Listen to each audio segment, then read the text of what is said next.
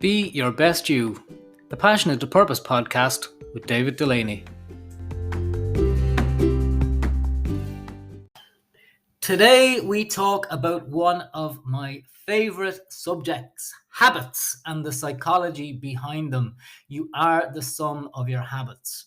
Today is all about looking at the good habits that we have and how we can take using our bad habits, if of course we're all perfect, but taking our bad habits, looking at the things that are good, so the energies that are associated, the embodiment of the good things about the bad habit, and gradually mapping those across into good habits. You are the sum of your habits.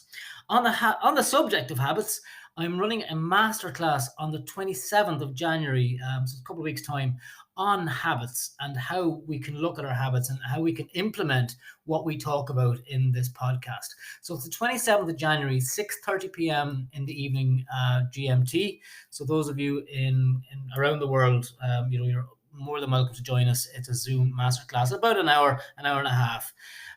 So you got to share the space with some like-minded people as well. So to register for that, it's completely free. So to register, www.beyourbestYou.ie/events, or drop us a message on any of the socials. I hope you enjoy this episode. Good morning and welcome to this episode of Be Your Best You, the Passion into Purpose podcast. This morning I'm going to talk again about habits. It's a slightly different perspective some of the habits that we have. Chains of habit are too light to be felt until they're too heavy to be broken. Warren Buffett said that. We're the sum of our habits. So when you allow bad habits to take over, they will dramatically impede your chance and your path to success. So they creep up on you slowly. You don't even notice the damage that they're causing. So what kind of bad habits are we looking at? We'll run through them in a few minutes. So when we talk about breaking habits, breaking bad habits requires a lot of self-control, and it's worth the effort. Angela Duckworth wrote a book called Grit, and she also conducted some studies where they measured she is involved in universities in the US, and she measured college students' IQ scores when they entered the university, and then 4 years later they looked at the points or the grades that they got after 4 years. And what she found in the study that she did is that self-control was twice as important as IQ in earning the high grades and the high scores.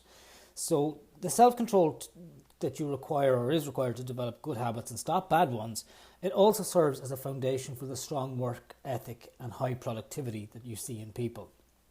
Self-control, it's all about self-control, but that's like a muscle. If you think about your self-control like a muscle, that you need to build it up to exercise. To build it up, you need to exercise it. You need to work with it. You need to practice. So practice flexing your self-control muscle by breaking some of these bad habits that I'm going to talk about now. Using your phone, your tablet, or computer in bed.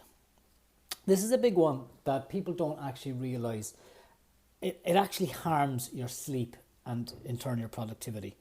It's about the blue light. It's short wavelength blue light that plays the role in your mood, your energy level, and your sleep quality. So just on blue light, in the mornings, sunlight contains high concentrations of this blue light.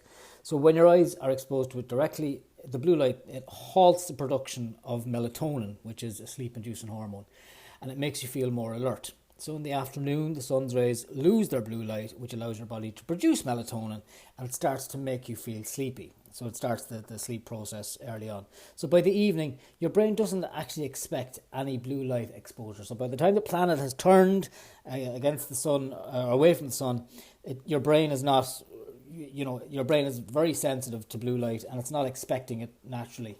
However, most of our favourite devices in the evenings, laptops, tablets, mobile phones, all emit short wavelength blue light brightly and rightly into your face.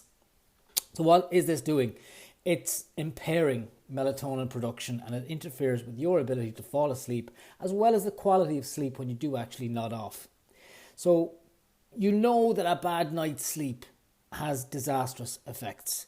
So the best thing you can do is avoid these devices, avoid blue light after dinner.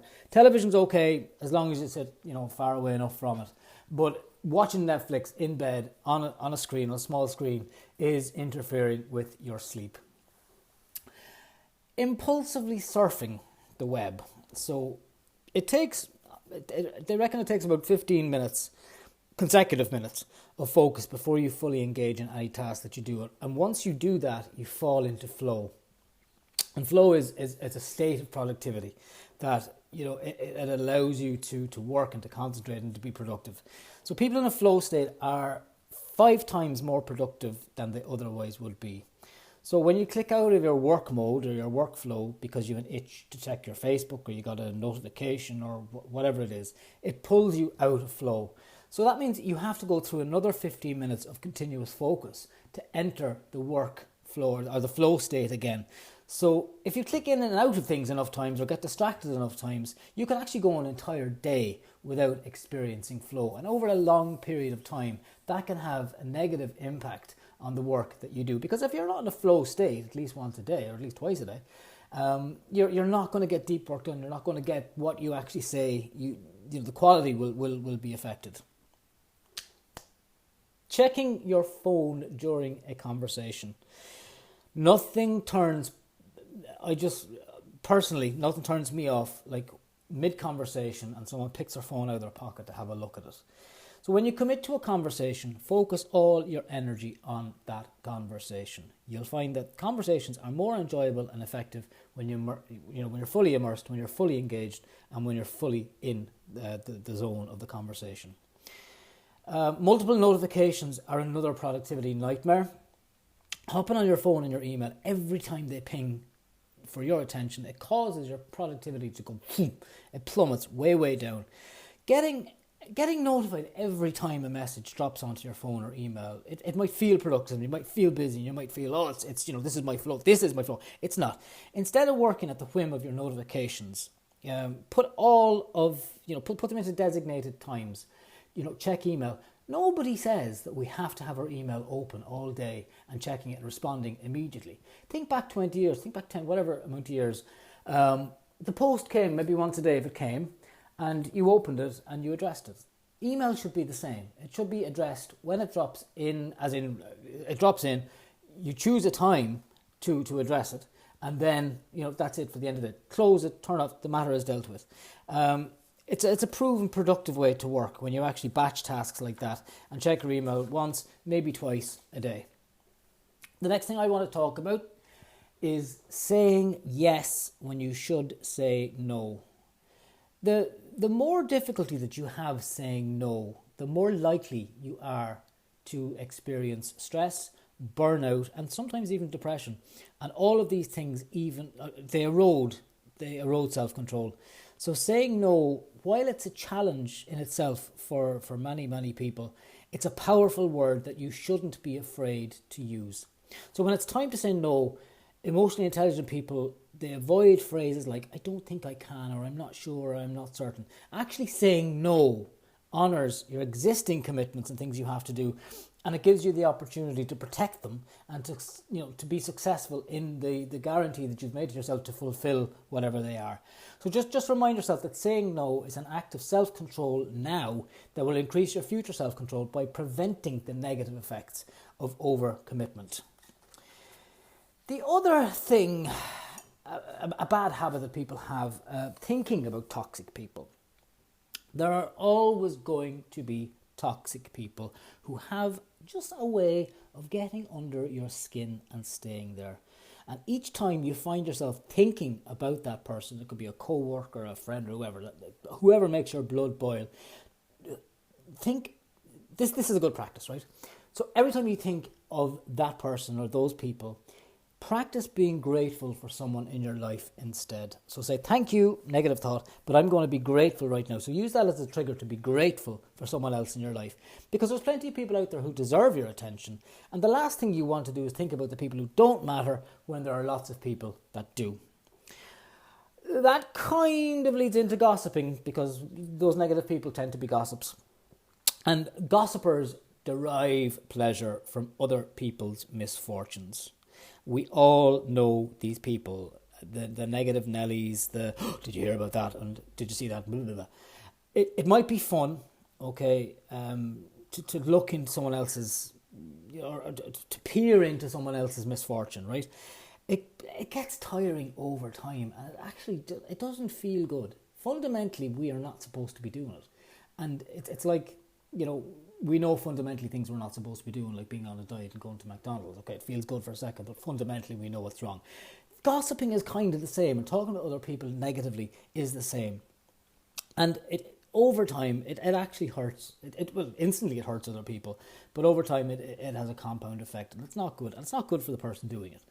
So there's far too many positives out there. There's too much to learn from interesting people to waste your time talking about other people's misfortune. And that brings to mind Eleanor Roosevelt. Great minds discuss ideas, average ones discuss events, and small minds discuss people. Don't compare yourself to other people. When your sense of pleasure and satisfaction is derived from comparing yourself to others, you're no longer the master of your own happiness. When you feel good about something that you've done, don't allow anyone's opinions or accomplishments to take that away from you. Now, it is impossible to turn off your reactions to what others think of you. You don't have to compare yourself to others.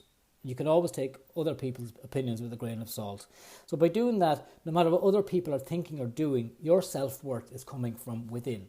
So regardless of what people think of you at any particular moment, with this mindset, one thing is certain: you're never as good or as bad as they say that you are. So to practice, bring this all together. So by practicing self-control to break these bad habits, what you're doing is you're strengthening that self-control muscle, and you're abolishing nasty habits that have the power to bring things to grinding halts. So with that in mind, again, it's just a brain fart of things around habits. So if you have any habits that you think are, if you want to talk about it, you want to share, or something that you have a bad habit that maybe other people can help you with, give me a shout. Just hit reply to this and you can leave a message. Check us out on Facebook, Be Your Best You. Check us out on WhatsApp. You can WhatsApp 083 895 3979. Or just Google Be Your Best You and the various other channels will come up. So until next time, peace, love, and bubble wrap if you need it. So don't forget our masterclass on habits on January 27th, and you can register for that on www.beyourbestyou.ie/habits. And if you have any questions, as always, just drop me a line on any of the socials or by reaching out on email through the website as well. Have a good day and a good weekend.